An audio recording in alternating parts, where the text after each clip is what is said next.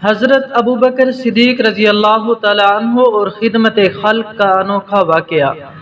علامہ جلال الدین سیوطی رحمۃ اللہ علیہ تحریر فرماتے ہیں کہ ابن اساکر نے ابو صالح غفاری رضی اللہ تعالیٰ عنہ سے روایت کی ہے کہ حضرت عمر فاروق رضی اللہ تعالیٰ عنہ ایک نابینا بوڑھیا کا جو مدینہ طیبہ کے قرب و جوار میں رہتی تھیں رات کو پانی بھر دیا کرتے تھے اور دوسرے تمام کام بھی کر دیا کرتے تھے اور اس کی پوری خبر گیری کرتے تھے۔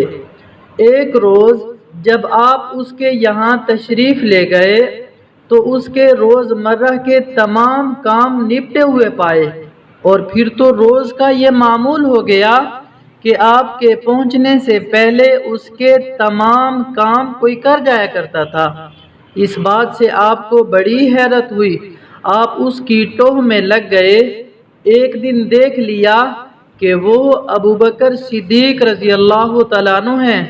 یہ وہ زمانہ تھا جبکہ آپ امیر المؤمنین اور خلیفۃ المسلمین تھے۔ آپ کو دیکھ کر حضرت عمر فاروق رضی اللہ تعالیٰ عنہ نے کہا، میری جان کی قسم آپ کے سوا اور کون ہو سکتا ہے؟ اللہ تعالیٰ ہمیں بھی ایسی خدمت خلق نصیب فرمائے، ایسا جذبہ نصیب فرمائے۔ السلام علیکم ورحمۃ اللہ وبرکاتہ۔